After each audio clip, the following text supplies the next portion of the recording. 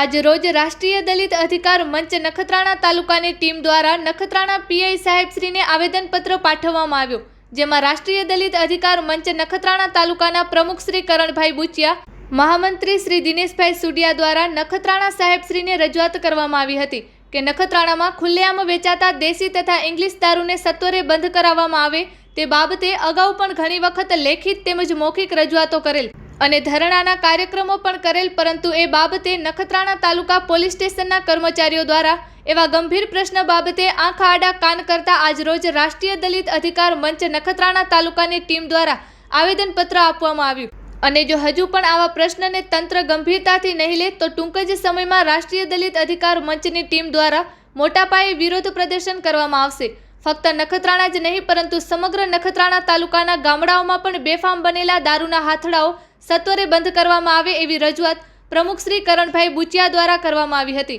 જેમાં રાષ્ટ્રીય દલિત અધિકાર મંચ નખત્રાણા તાલુકાની ટીમના સભ્યો કિશોર જયપાલ, નરસિંહ બુચિયા, ભોજરાજ મહેશ્વરી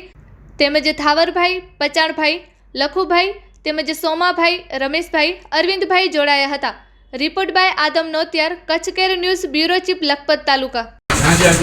સાહેબ નખત્રાણામાં કોઈ એવું એરિયા નથી, પણ અહીંયાથી જોઈએ ને વિરાણી રોડ લઈએ, પછી આપણે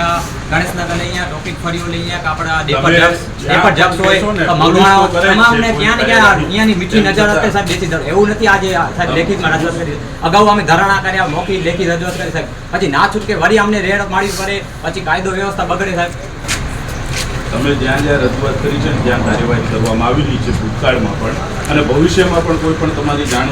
હશે અમને પોલીસ તરીકે કોઈ પણ માહિતી આપવામાં આવશે તો એની સચોટ કામગીરી કરવામાં આવશે. સર ને કે જેપી હોટલ ખુલ્લી અમે ત્યારે ધોળમનાથ કોમ્પ્લેક્સ ટોપિક આ